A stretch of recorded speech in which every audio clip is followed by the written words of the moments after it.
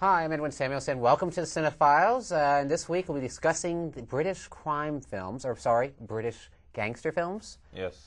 Alrighty. So, Mike, let's get this started. Why don't we go and introduce ourselves? Well, you missed the introductions on the last. Well, hell, you said get them going. People might not know who we are. I don't know who you are. Tell me who you are. I don't know who I am either. Tell me. My name's Michael Foltz. How are you? And say hello to Galashaw. We have a and our special guest host. Thank you, Eric Cohen, for being here. That's Glad two to be specials. Oh God. Hey, he's here. He's filling in for Steve, and I'm just a guest. I don't live here. we appreciate your being here. Anyway, this was your topic, and I thought it was a very good one. So we're talking about it today, and we're talking about British films that are, I guess, gangster films, because England has a very interesting history with their gangster films. They're very different. Yes, they do. They're very different, aren't they, than the American crime films? And how would we say they are different, Edwin? Everyone has a Cockney accent and just says bollocks and bloody.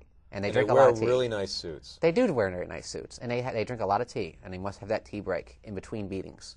So let's begin. We're such a professional show. He's reading it off a paper bag. Yeah, as you can see, this is very thrown together, guys. I Yeah, apologize. boy, we need a budget, folks. Hey, email us any people out there who want to sponsor Yeah, producers, us. yes, please. Okay, well let's get started here. I'm going to mention. But we don't have. By the way, we don't have the budget that the Electronic Elf has.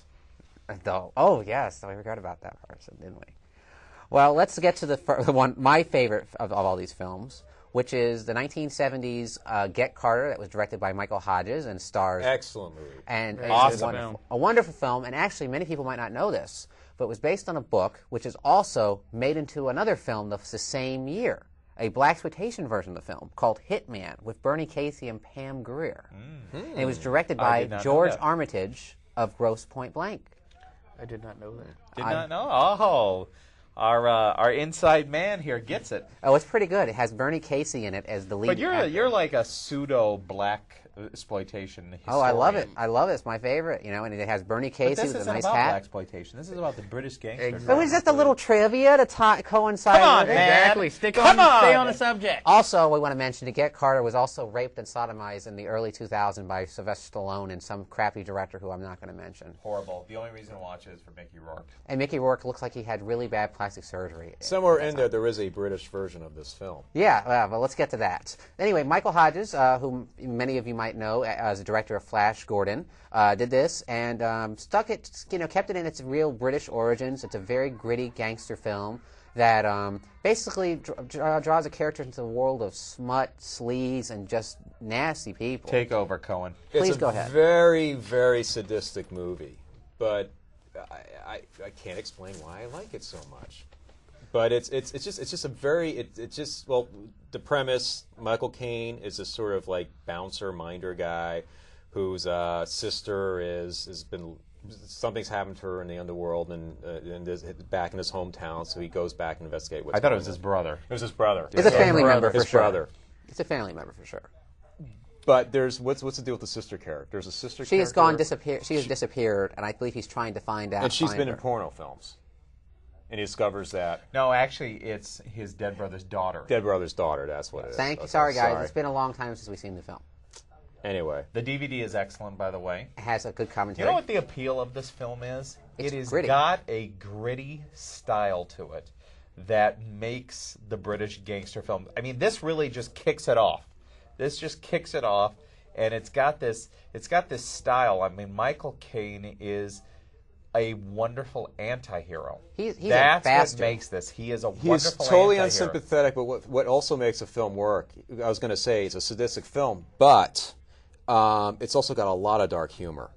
Yes. A lot of dark humor, like when Michael Caine comes walking out totally buck naked with a shotgun, or the whole long extended scene where he makes love to that one girl, discovers a thing, she gets thrown into the trunk of the car, And and that's the car Brett gets Eklund, by the pushed way. off. And into, then sits no, that's and not Brett watches. Eklund. Oh, it's not Brett Eklund. No, Brett Eklund is a gratuitous scene. That's a very nice scene, by the There's way. gratuitous.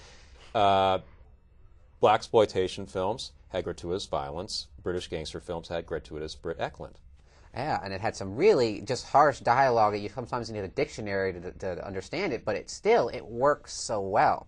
I mean, the thing I like about it, too, is Michael Caine, you always see him as like this very charming Alfie type guy. And here, he's a son of a bitch. I mean, he's done a lot of son of a bitch roles, though. But this is his first. The thing to note, though, is he's a bad guy, against worse guys. That's what it is. The lesser of two evils going against the more of the stronger of the two evils. Jeff, what do you think of this? You haven't said. Are you a fan of this? I love the film. Unfortunately, I saw the remake first, but after seeing the original, I realized quite even more how horrible the remake is. I'm just going to go on the record. I don't like Michael Caine.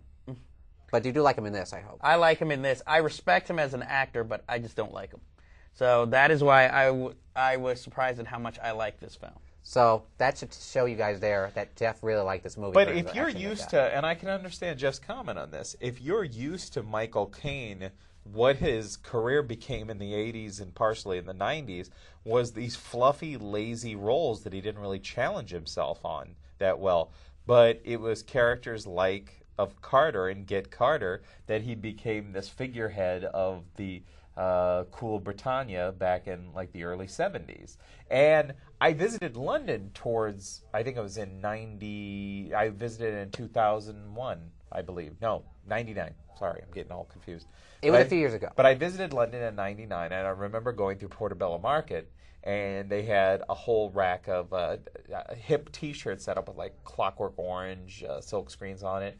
And one of the designs that captured my interest so much, and I had already seen the movie, and I just thought it was absolutely brilliant, was Michael Caine holding his shotgun from Get Carter, the Get Carter still.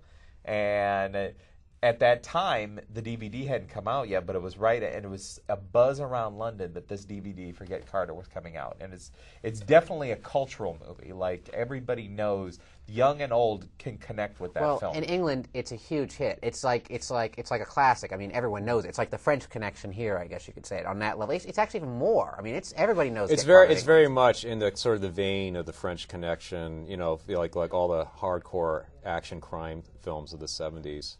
And one thing I want to mention too is it has a very good score, like a very kind of I remember just a very unique score. Wonderful scene, the barmaid singing, the singer, the torch singer at the bar. Oh yeah, in the singing, fight. And she goes to lay a kiss on the guy in the audience, and then the surly woman, the guy's girlfriend just starts the fight with the singer. That's a great scene. That's just right out of left field. You know what? Agreed. When I get home tonight, I'm actually going to go home and find my DVD of Get Carter, and I'm actually going to watch it. You got me in the mood to watch it. That's a damn good movie, and I think we can all recommend that. It's probably the strongest. It's of all one of the films. best movies to watch on a rainy day.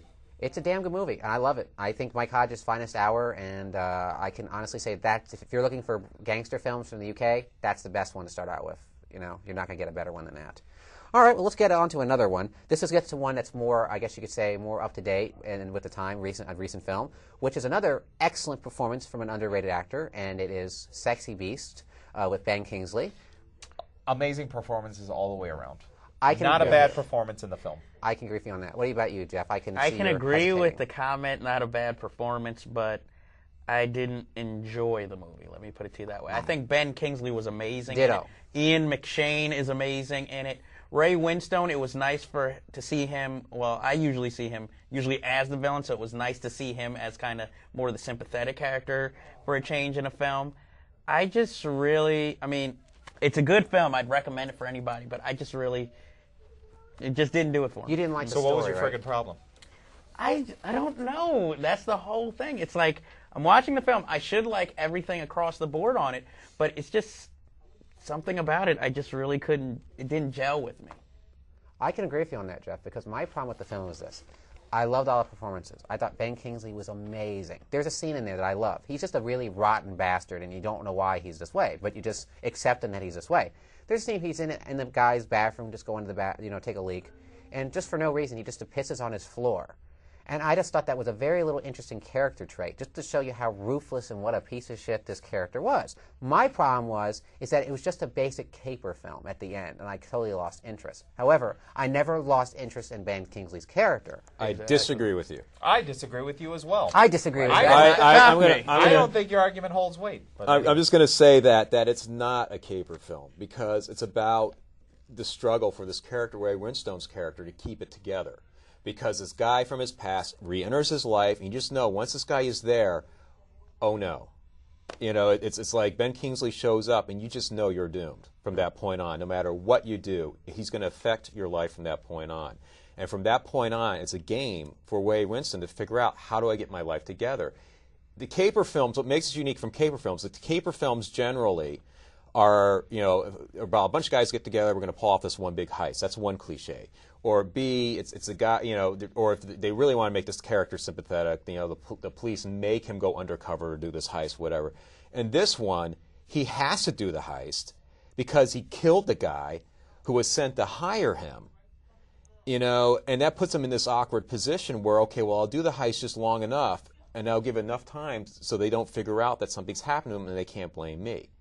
I don't know. It just wasn't really well directed. I mean, I can understand. I agree with Oh, you. I thought it was incredibly oh my God, Jonathan well directed. Glazer was a fucking stud. I thought man. it was a well-directed film. How could you have not said it's well-directed? And it was a well-directed shot? film because it was shot just the way it should be shot, and to get all those performances, everybody, even to the girlfriends of the characters, which could have been just could have been like just secondary, tertiary characters that you would just forget about. Every single person. Ben Kingsley. Let's get back to Ben Kingsley for a second. We've been waxing praises about him. I watch that film and I think, God, this guy must be thanking the gods that someone offered him this script and that role, because he would have never been offered that part. I can't believe he'd be offered that. And you could tell that he was like, I'm going to go to town on this because I'll never get a chance to play this part But again. I'll tell you. But what was even great was like James Fox. He played the the corrupt buddy. business guy that gets shot by Ian McShane at the end, and that's a nice nod to the fact that he was one of the original 70s gangster characters in Performance, which was a Nicholas Roeg film. Ben Kingsley's role would not have been as effective if he didn't have somebody as brilliant as Ray Winstone's big, soft, cuddly teddy bear to sit and punch. Well, he does take a backseat. Like I know what you're saying, he but plays off him very well. But what I don't understand is you say the direction was weak. Not only did he was do a mixed. wonderful job of setting up shots, which today it seems like for commercial directors, which Jonathan Glazer was, is easy to do. Anybody can set up good shots. Anybody can use imagination Yeah, can frame frame scene and do this and have overhead shots and whatever, do any kind of fancy. But to make you care about the characters and to add this wonderful life to these characters, Ian McShane's Mr. Black Magic himself, Teddy Bass, does so little in this film, but you can feel the evil like drip out of his pores. Especially that scene is bloody amazing when Gal, the character, Ray Winstone's character, is trying to eat his steak and trying to swallow each piece of the steak while Ian McShane is just sitting there kind of smiling and asking him where Ben Kingsley's character is. And where is Don? Where is Don? And he's just sitting there and he knows Gal is lying. And Gal's just lying the best and being so subtle.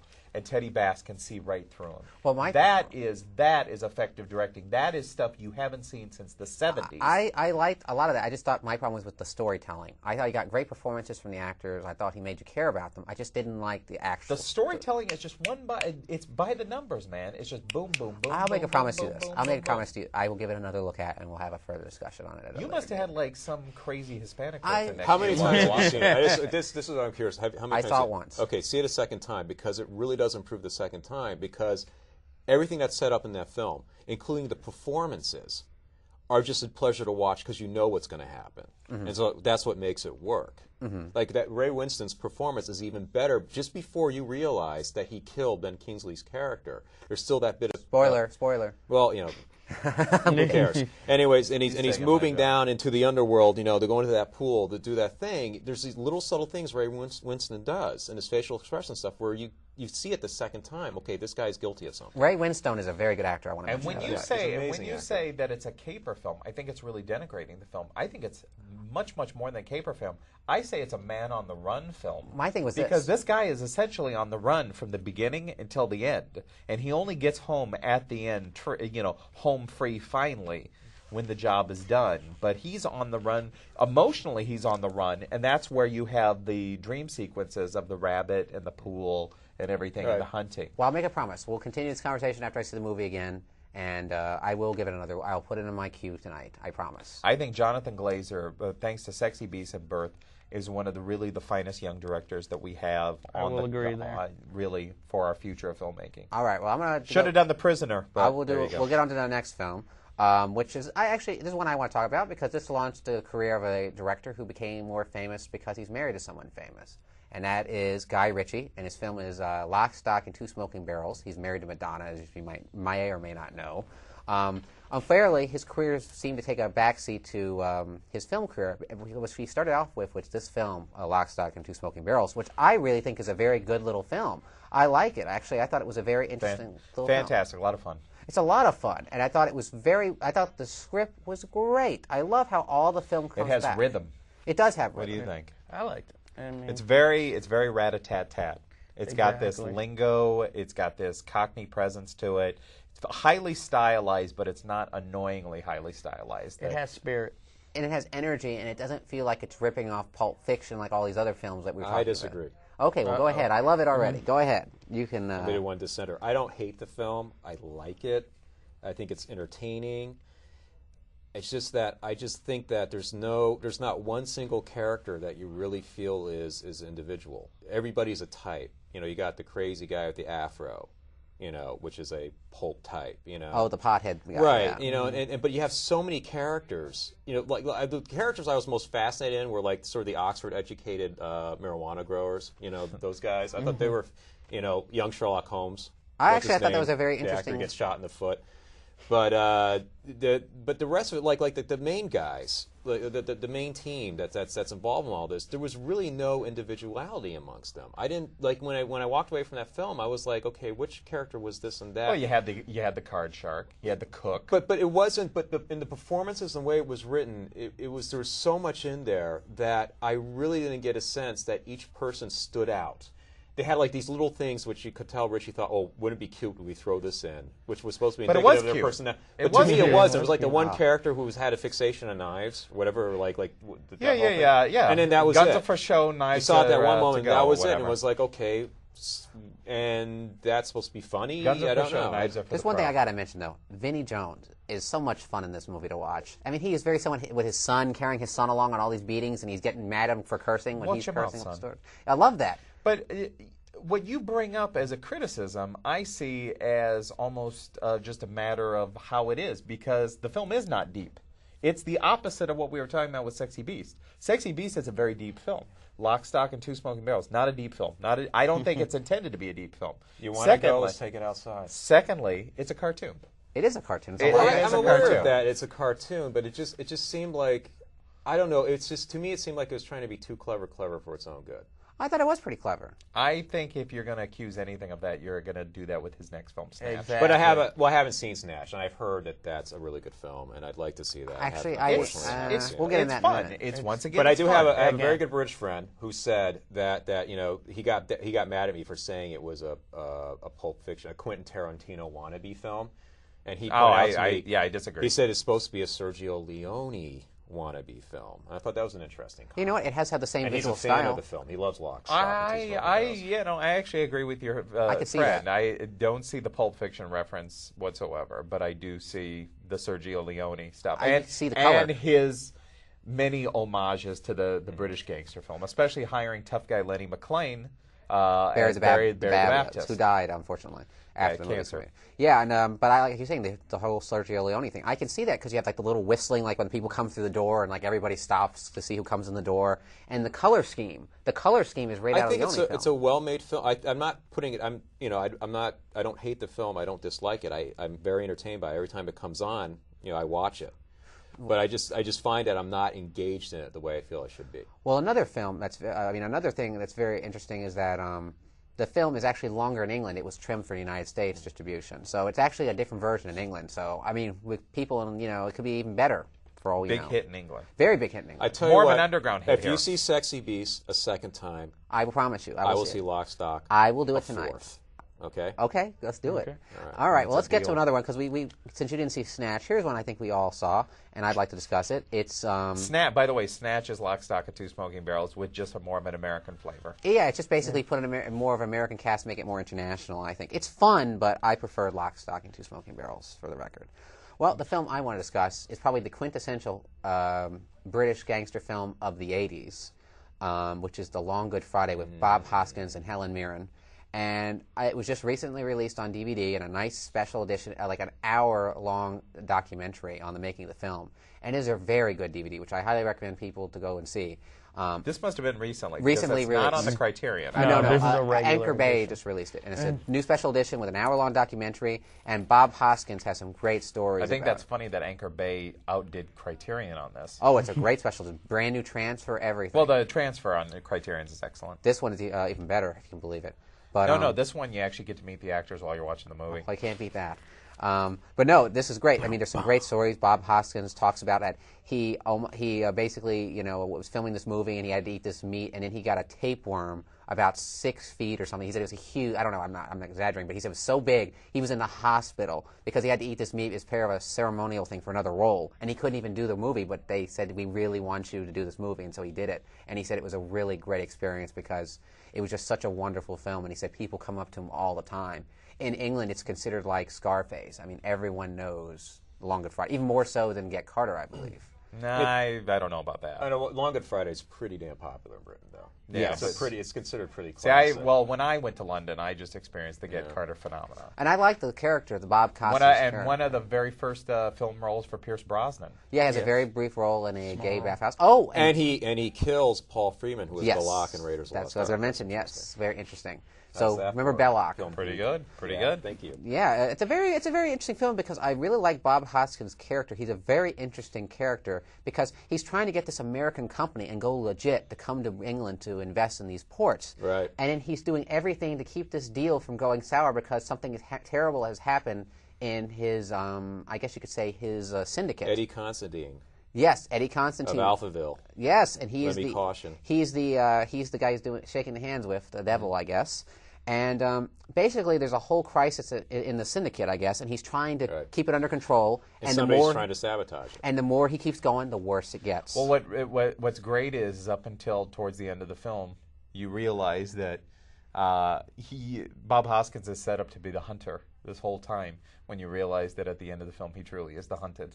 Yeah, I love that, and I love the thing too. I love his paranoia because he goes after anyone he suspects of When going he takes all the anyway. local when he meats, takes right? all the local thugs and hangs them up on the meat hooks. That's great. That's my favorite scene. That is unbelievable. Awesome. And it was also, I want to mention, ripped off in a piece of shit movie called The Exterminator, but actually they shredded the people. This is a great date movie, by the way. Oh, yeah, it's a great date movie. And then we want to mention Helen Mirren, who is absolutely stunning in this movie. She's beautiful, sexy, and just perfect for the part. If I've ever seen an actress perfect, she was perfect. But see, while we're talking about this is what upsets me because it's so evident that how good of Bob Hoskins is as an actor, but then when he comes to America, he's asked to star in films like Super Mario Brothers or Heart Condition. And that pisses me off because Who Framed Roger Rabbit? Exactly, because Bob Hoskins is such like a good actor. Seeing this Great actor, yeah. and Mona Lisa, just Which watching is a that film that brought him over here. Actually, Exactly. Mona Lisa, which is a wonderful movie. watching those films on a double bill on the same day, it pains me to see why he's stuck in Drac while he's not considered upper tier like the Pacinos or the De Niro's. I'll mention something that really upset me is, I don't know if you guys already know this, but I'll mention it just to our viewers. Basically, Bob Hoskins had a chance to become a very big star, and unfortunately, he was cast in the Untouchables. Yeah, I know. And the role was taken away from him because he wasn't a well enough known name. But he would have been perfect for the role of Al Capone in the Untouchables. Well, he looks more like Capone than De Niro Yes, did. and he would have been given a better performance to De Niro because it's a really weak performance. I thought De Niro was all right. It was okay, but he was just camping up a little too much for me. But Bob Hoskins would have been much better. he wasn't Al Pacino and Dick Tracy. I mean, come on. But back to Bob Hoskins, he's a terrific actor. When he's given good material and a chance to shine, I mean, he completely. But it's just like wipes the very floor. rare if he ever gets that chance. I have to say that's probably his best role. I have to say is in The Long Good Friday. It's a really complex Actually, his performance. best role is Pennies from Heaven, the miniseries. The Really? original that was remade in the Steve Martin film. Big Dennis Potter fan here. Thank you very much. Mm-hmm. And wasn't he also police? He was in. I'm trying to think. There was something else that Bob. He was in a boxing film called 24/7. And I'm trying to think what else. And he that was in. that. I believe that he did that after Super Mario Brothers. So Oh God, it's poor. And he played Mario of all people. Poor guy. Well, he was in better than Luigi. the film where he plays the serial killer, whatever. Felicia's Journey. Felicia's Journey. He was very good in that. He's good in that. And no, also we forgot probably one of his best performances. He's also, I believe. Not sure how this became a Bob Hoskins show, but Well, we got to give him credit because he really did contribute to the success of Long Good Friday, and I got to see it for just his performance let's alone. move along. Yeah, let's move along to our last film. We only have a few minutes left. And I'm going to mention, let's see, we have many films here. The Krays, which is Peter Medak's film, a crime film from 1990, which stars the Kemp brothers from Spandau Ballet as twin. Not a big release. Not a big release here in the United States, but and I want to mention big hit in Britain. They're not identical twins; they're fraternal twins who are gangsters in Britain, and these are real life gangsters in, I believe, the 40s or 50s. No, 60s. It was right 60s. around the times of. It's right at the beginning of Swinging London. And another interesting fly in the ointment, as they say, or into the mix, is that one of the brothers is gay and the other one is straight. And I love the way that they handle this in the film. I think it's a very interesting little film. I love it because it kind of reminds me a little bit of Mommy Dearest and a gangster film, because they have, I believe, this controlling mother. Mm-hmm. Billy Whitelaw. Yes, who from The Exorcist, if you might, not The Exorcist, I'm sorry, the original Omen, who is unbelievably scary as the nanny, and she's terrific in this movie. And it's very good performances from the Kemp brothers. I believe it's Gary and Martin Kemp. Gary and Martin Kemp, they are fantastic as they. I mean, really, it's. Gary went on to do a lot of bit roles here and there. Martin, it seems to be he's like a British personality or whatever, and does whatever he wants. He doesn't make too many stateside films, but Gary was like making little appearances on like Larry Sanders and other little shows here and there. But that was like a real career-making performance for both brothers. Billy Whitelaw, amazing. Stephen Bauer was awesome as their rival gang boss that they ended up murdering later in the pub. Stephen Bauer. I'm sorry. Stephen Burkhoff. I'm sorry, Stephen Burkhoff. Oh my God. Who you guys might... Totally different movie. That's why. That's why he's Steve Burkhoff, you might famous. remember from, I believe, Octopussy and other James Bond films. He was a very... He was in Beverly Hills Cop. Yes, in Beverly Hills He's Cop. a bad guy. He always is cast as a Victor. Russian or something, which I think He's is always a interesting. sleazy guy. He basically does these roles so that he can, fund his little theater projects. But no, he's great. He's a great villain. He's a very great villain. He's got the gray buzz cut, and he's got these steely blue eyes and this like unnaturally tan skin. And he's a great. I want to mention too. I want to get to Jeff there. So I think that Peter Medak's direction is very good. He really does bring a very beautiful, great stylish. It has a very, very nice style. It feels like a theater. Oh, I'm sorry, Jeff. Hurry up. Well, what do you? I've never seen The Krays. So. Well, go see it. Well, we got to wrap this up. But the British gangster genre is a very. We might have to do interesting this one. again, a part 2. Yes, and again, thank you, Eric, for being here, and until next week. Somehow this became British gangster Bob Hoskins show. I don't know. There's nothing wrong with happened. talking about Bob Hoskins. What's going on? Fade to black. Fade to black. That was good. I like it.